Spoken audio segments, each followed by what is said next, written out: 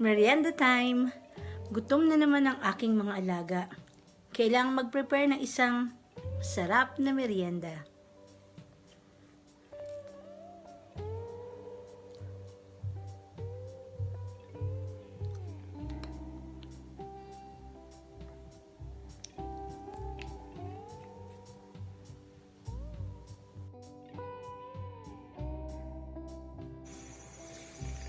Two teaspoon ng baking powder, 1 teaspoon ng baking soda, 1/2 teaspoon ng iodized salt, syempre yung 3 regular size na egg, yung ating 3/4 cup ng vegetable oil, 1 cup ng chocolate chips, 1 1/2 cup granulated sugar or yung segunda sugar.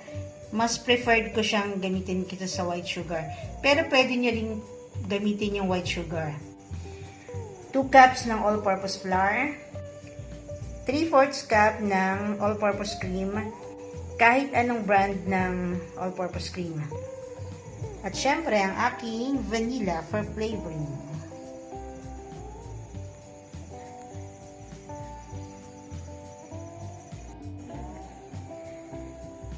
Sisimulan ko sa pag-sift ng aking mga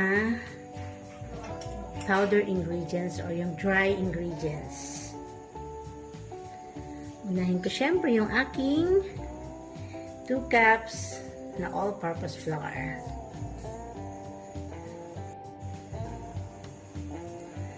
Ilalagay ko unti-unti yung aking all-purpose flour. Tapos isi-sift. Sasalain, ano pa ba? Basta, ganun.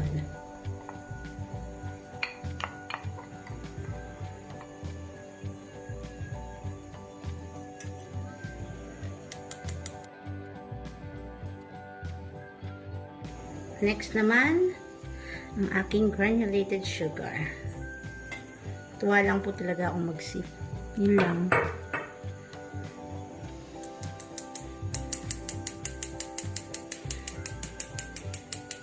Minsan kasi may mga buo-buo. Yun. Kaya ako siya sinif.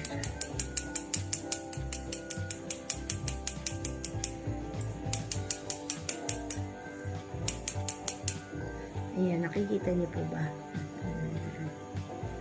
Yun.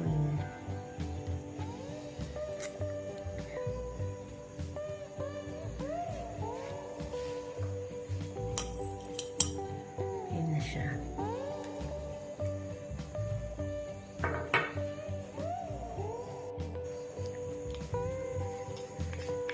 Baking powder, salt, and baking soda.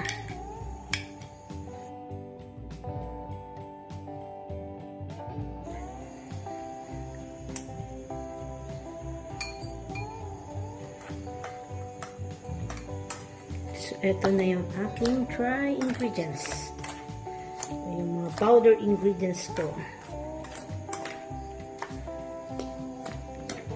Set aside ko muna siya para naman sa aking liquid ingredients. Yung aking munang 3 regular eggs. This time, hindi ako gagamit ng electric mixer.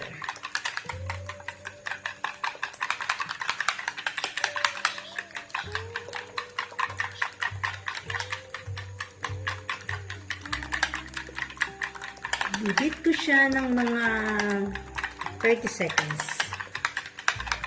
More or less.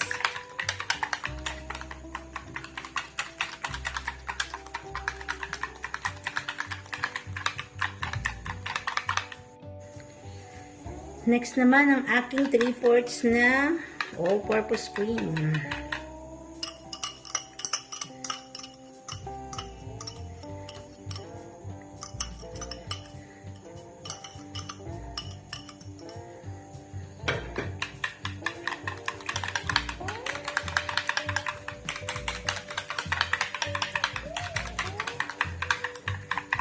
Siguro more or less mga 20 seconds din ang ating pag-heat.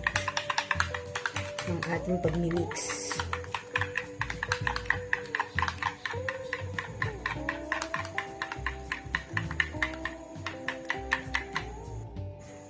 Next na ang aking 3/4 cup na vegetable oil.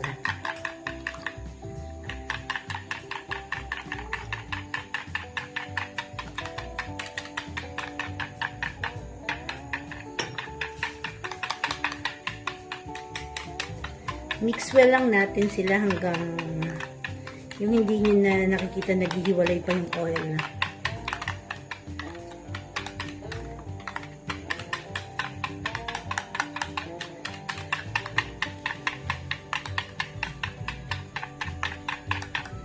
Mapapansin nyo, well blended na siya. At finally, ang ating vanilla oil. Ay, mali. Vanilla extract.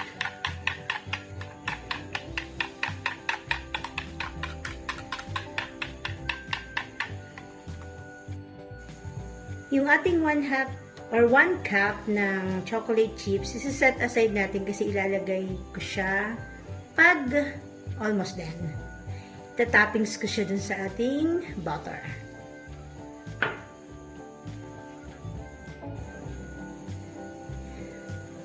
Dito na tayo ulit sa aking dry ingredients or yung powder ingredients ko na i-mix kanina, yung flour, sugar, baking powder, baking soda, at salt. So, gradually, ilalagay ko yung aking liquid ingredients, yung egg, cream, oil, vanilla.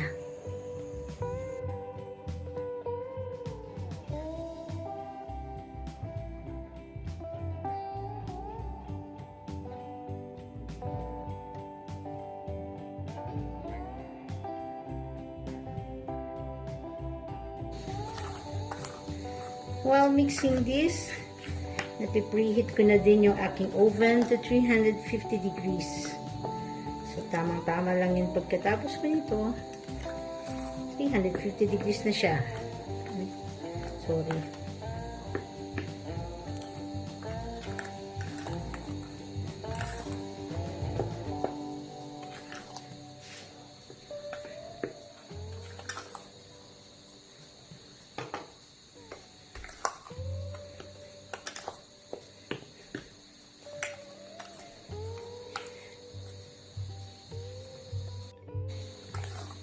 By the way, balikan natin yung ingredients kanina. Yung 1 and 1/2 cup ng sugar. Pwede nyo siyang gawing 2 cups. Kaya lang, ako kasi pinreferred ko yung tamang-tamang tamis lang para sa aking mga alaga. Pero, kung gusto nyo medyo mas matamis yung parang dessert-like talaga, you can make it 2 cups to 2 cups ng sugar. Kung mapapansin niyo mostly ng ginagawa ko, ginagamit ko laging sugar segunda. Minsan may white din, pero hanggat maaari, hanggat pwede, segunda lang.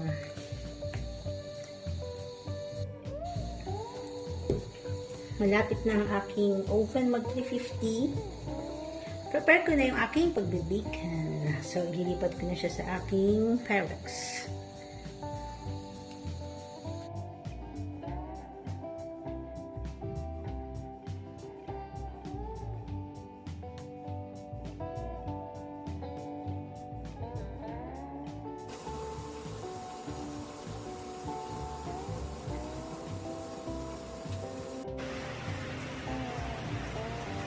Yan, medyo umalsa na siya. So, pwede ko na ilagay yung aking first batch na chocolate chips.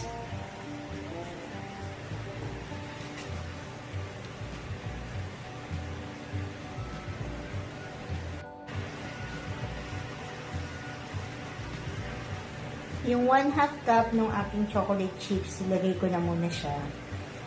Then, ibabalik ko na siya sa oven for continuous cooking.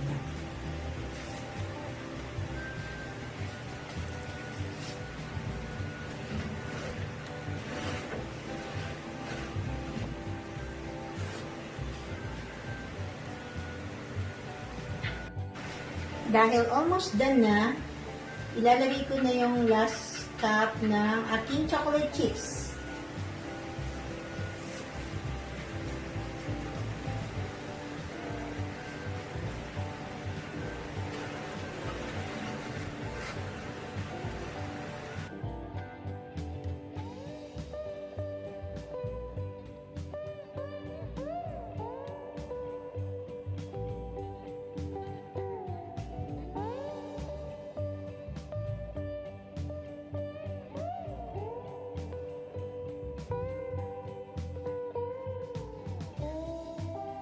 Salamat sa walang sawang panonood ng aking mga videos.